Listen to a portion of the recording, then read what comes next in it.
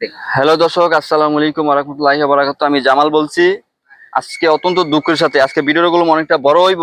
অবশ্যই সবাই ফলো দিবেন, প্রচুর পরিমাণে ফলো দিবেন, লাইক দিবেন, শেয়ার দিবেন, সবাইকে দেখার সুযোগ করে দিবেন।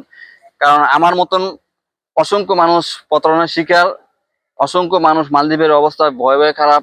অবশ্য জানেন আমি এতদিন আমার দেখছেন বালামন্দ অত্যন্ত সুন্দর সুন্দর ভিডিও বা আমি দালালের বিরুদ্ধে কথা বলতাম। আজকে দীর্ঘ 3 বছর হইলো দালালকে সময় দিয়ে দিল, আমি আর পারছি না। আমি মানসিক টেনশনে থাকি প্রতিদিনই তো। আর আজকে আমার ফ্যামিলির সাথে, আমার এলাকার সাথে, আমার পুরো আত্মীয় সম্পর্ক বিচ্ছিন্ন এই দালালের কারণে। তো আমি আপনাদের কাছে আমি বলে যাইতাছি, আমি কোন সময় সুইসাইড করি বা কোন সময় মরে যাই, স্ট্রোক করি, প্রতিদিন অত্যন্ত টেনশনে আমি থাকি, কিন্তু আমার মনের দুঃখগুলা কেউর কাছে শেয়ার করতে পারতাছি না। আজকে যে আমার ফ্রেন্ড সাইকেল এই জায়গায় দেখতে পাচ্ছেন, বা আমার এই ভিউজ প্রচুর পরিমাণে আমার ফলোয়ার ভিউজ আছে, আমার সকল বন্ধুদেরকে আমি শেয়ার করে যাইতাছি। আমার যদি কিছু হয় অবশ্যই এই দালালকে আপনারা ছাড়বেন না। তার নাম কি? দালাল নাম হলো চট্টগ্রাম, ওনার বাড়ি, ওর নাম তাহির।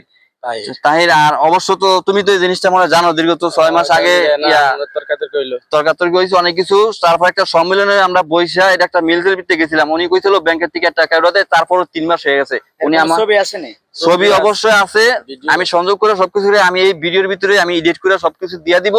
অবশ্য প্রিয় বন্ধুগণ, আপনারা বেশি করে লাইক দিবেন, ফলো দিবেন। আমি মূল কথার ভিতরে চলে যাচ্ছি, অবশ্য ফলো দেন আর বেশি করে লাইক করে শেয়ার করবেন।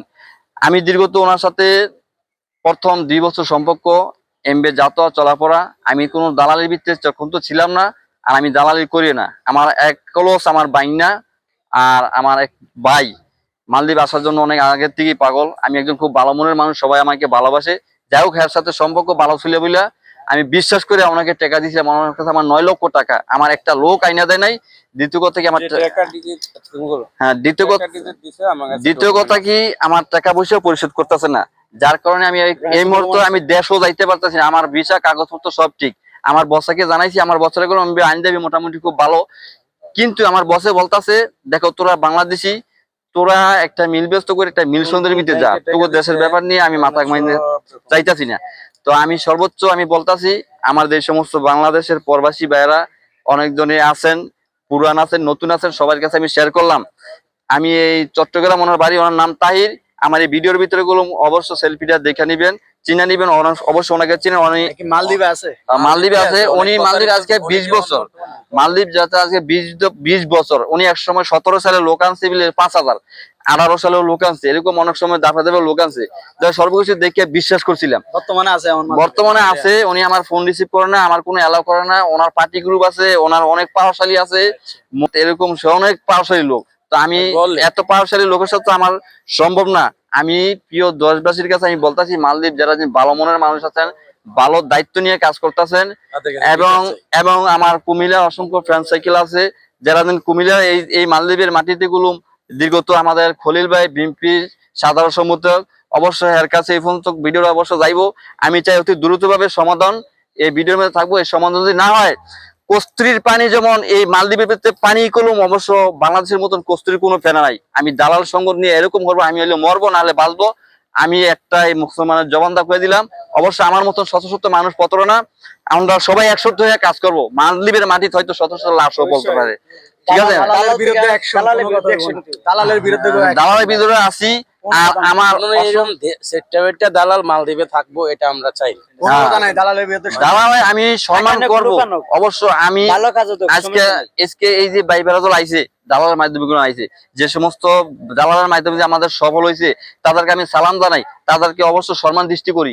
কিন্তু যে সমস্ত মানুষের প্রতারণা করে লক্ষ লক্ষ টাকা নিয়ে বিল্ডিং দোলাইন করবো, জায়গা কিনবো, জমি করবো, আমাদের টাকা পয়সা নিয়ে ওই সমস্ত আরেকজন হয়রানি করে, ওই সমস্ত দালালের মালদ্বীপের মাটির জায়গা হইব না। আমি চ্যালেঞ্জটা কথা কইলাম, ঠিক আছে। এমন কোনো যদি ম্যান থাকে, ঠিক আছে, আমার সাথে বুঝবো, ঠিক আছে। আর আমার সাথে না, এই বাংলাদেশের যত মানুষ প্রতারণা আছে সবার সাথে। আরেকটা কথা আছে, কত লোক কি মালদ্বীপে যে লোকগুলো আনে, এই সেক্টরটা দালাল দিয়া লোকজন নাই না, এই সিস্টেমটা যদি হাই কমিশনের ভিতরে লয়ে যাইতো, আমার কাছে মনে হয় সবচেয়ে অনেক ভালো হলো।